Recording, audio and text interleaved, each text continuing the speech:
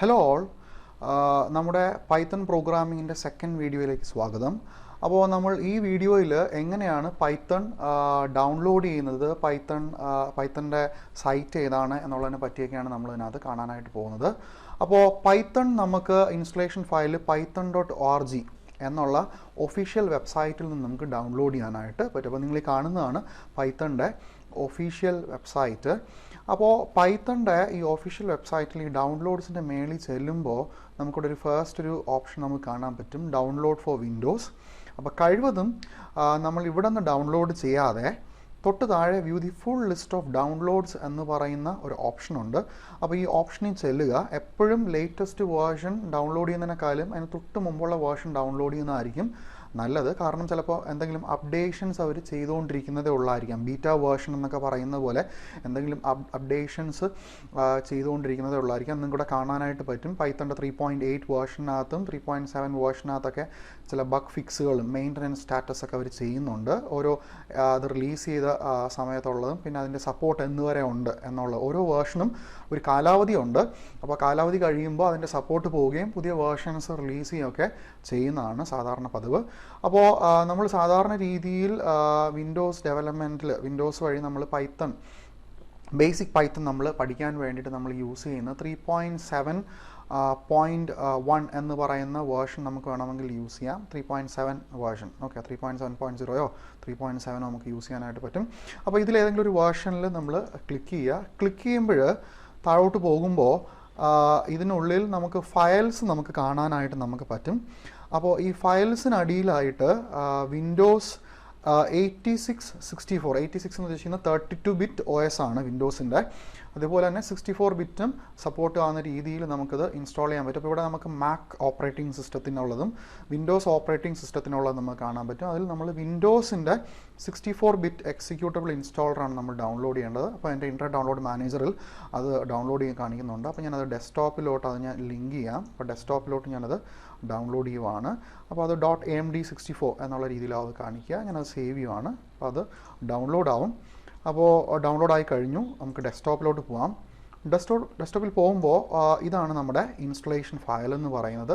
അപ്പോൾ അതിനകത്ത് കുറച്ച് കാര്യങ്ങളൊക്കെ എഴുതി കാണിക്കുന്നുണ്ട്. അതിൻ്റെ ഫയൽ ഡിസ്ക്രിപ്ഷൻ പൈത്തൺ 3.7 64-bit, അതേപോലെ തന്നെ കമ്പനി ഏതാണെന്നും പൈത്തൺ സോഫ്റ്റ്വെയർ ഫൗണ്ടേഷൻ, അതിൻ്റെ ഫയൽ വേർഷൻ 3.7.150.0.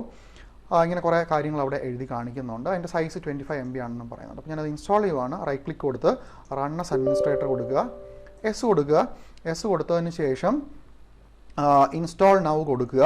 ഓക്കെ, അപ്പോൾ ഇത് ആഡ് പൈത്തൺ 3.7 ടു പാത്ത് അതും കൂടെ നമ്മൾ ക്ലിക്ക് ചെയ്യുക. അപ്പോൾ നമ്മൾ സിസ്റ്റമായിട്ട് വിൻഡോസുമായിട്ട് നമ്മൾ ഇൻ്റഗ്രേറ്റ് ചെയ്യാൻ വേണ്ടിയാണ് നമ്മൾ ചെയ്യുന്നത്. അപ്പോൾ പിന്നീട് നമ്മൾ ഓപ്പറേറ്റിംഗ് സിസ്റ്റത്തിൻ്റെ പാത്തിൽ കയറുക ചെയ്യേണ്ട കാര്യമില്ല. ഇൻസ്റ്റാൾ നൗ കൊടുക്കുക.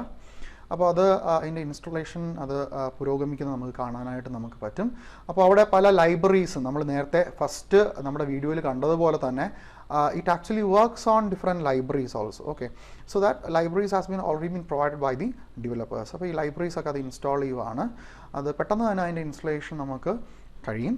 അപ്പോൾ ഇൻസ്റ്റലേഷൻ കഴിഞ്ഞതിന് ശേഷം എങ്ങനെയാണ് പൈത്തൺ അത് ലോഞ്ച് ചെയ്യുന്നത്, അത് എങ്ങനെയാണ് ടൈപ്പ് ചെയ്യേണ്ടത് എന്നുള്ളതിനെ പറ്റിയാണ് നമ്മൾ നോക്കുന്നത്. അപ്പം പൈത്തൺ പ്രോഗ്രാമിംഗ് നമ്മൾ പഠിക്കുമ്പോൾ കോഡുകൾ എക്സിക്യൂട്ട് ചെയ്യാൻ വേണ്ടിയിട്ട് നമുക്ക് ഒന്ന് പൈത്തണിൻ്റെ ഈ ഫയൽ നമുക്ക് ഡൗൺലോഡ് ചെയ്യാം. അതുപോലെ മറ്റൊരു ഫയലാണ് തോണി, THONNY എന്ന് പറയുന്ന ഫയലാണ്. അപ്പോൾ നമ്മളത് ഗൂഗിളിൽ കയറി പൈത്തൺ തോണി എന്ന് പറഞ്ഞ് നമ്മൾ സെർച്ച് ചെയ്യുവാണ് എന്നുണ്ടെങ്കിൽ നമുക്കത് കാണാനായിട്ട് പറ്റും. നമുക്ക് പൈത്തൺ THONNY പൈത്തൺ തോണി. ഓക്കെ, അപ്പോൾ അതിൻ്റെ തോണി അതിൻ്റെ ഡൗൺലോഡ് സൈറ്റാണത്. അപ്പോൾ ഈ ഒരു രൂപത്തിലാവും ആ ഒരു സോഫ്റ്റ്വെയർ ഇരിക്കുക. അപ്പോൾ നമുക്ക് ഏതെങ്കിലും ഒരു ID നമുക്ക് യൂസ് ചെയ്യാനായിട്ട് പറ്റും. ഓക്കെ, അപ്പോൾ ഇത് പൈത്തൺ തോണിയാണ്. നമ്മൾ നമ്മൾ ഇൻസ്റ്റാൾ ചെയ്ത് പൈത്തൺ IDEയുടെ പാർട്ടായിട്ടൊരു സംഗതിയാണ്. അപ്പോൾ 3.7.0 വേർഷൻ 64-bit ഇൻസ്റ്റാൾ ആയി കഴിഞ്ഞു. So it is showing a message that is setup successful. So I'm closing this. സ്റ്റാർട്ടിൽ ചെന്നിട്ട് ഐഡിയലി എന്ന് പറഞ്ഞ് ക്ലിക്ക് ചെയ്യുക. ഐഡിയലി പൈത്തൺ എന്ന് പറഞ്ഞ് ക്ലിക്ക് ചെയ്യുക. ഐഡിയലി എന്ന് കാണാൻ പറ്റും നമുക്ക്. അപ്പോൾ അതിനകത്ത് നമുക്ക് റൺ ആസ് അഡ്മിനിസ്ട്രേറ്റർ കൊടുക്കാം. റൺ അഡ്മിനിസ്ട്രേറ്റർ കൊടുക്കുമ്പോൾ നമുക്ക് അതിനകത്ത് നമ്മുടെ വിൻഡോ വരും. അപ്പോൾ അതിനകത്ത് തന്നെ നമുക്കൊന്ന് വെറുതെ ഒന്ന് എഴുതി നോക്കാം. Print, okay, hello world, right, print hello world. Okay, okay, അവിടെ ഹലോ വേൾഡ് അവിടെ പ്രിൻ്റ് ആയി കഴിഞ്ഞു. അപ്പോൾ ലൈൻ ബൈ ലൈൻ എക്സിക്യൂഷൻ പോലെ നമുക്കത് ചെയ്യാനായിട്ട് പറ്റും. അപ്പോൾ നമുക്ക് ഇൻ്റർപ്രെറ്ററിൽ തന്നെ നമുക്ക് എക്സിക്യൂട്ട് ചെയ്യാം.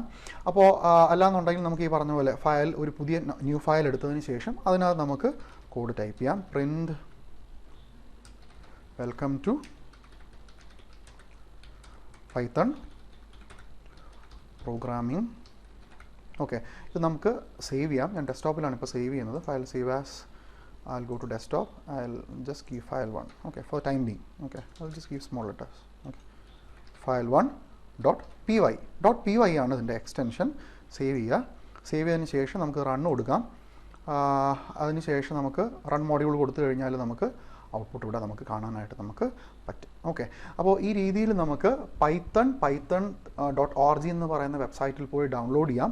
ഡൗൺലോഡ് ചെയ്തതിന് ശേഷം ഇൻസ്റ്റാൾ ചെയ്ത് നമുക്ക് ഇത് നമ്മുടെ കോഡ്സ് എക്സിക്യൂട്ട് ചെയ്ത് നമുക്ക് ചെയ്യാനായിട്ട് പറ്റും. അപ്പോൾ വരുന്ന അടുത്ത വീഡിയോസിൽ നമ്മൾ പൈത്തണിൻ്റെ ബേസിക് ആയിട്ടുള്ള കാര്യങ്ങൾ നമ്മൾ കാണുകയും ഓരോ കോഡുകളൊക്കെ നമ്മൾ എക്സിക്യൂട്ട് ചെയ്ത് നമ്മൾ നോക്കുമായിരിക്കും ചെയ്യുന്നത്. Thank you.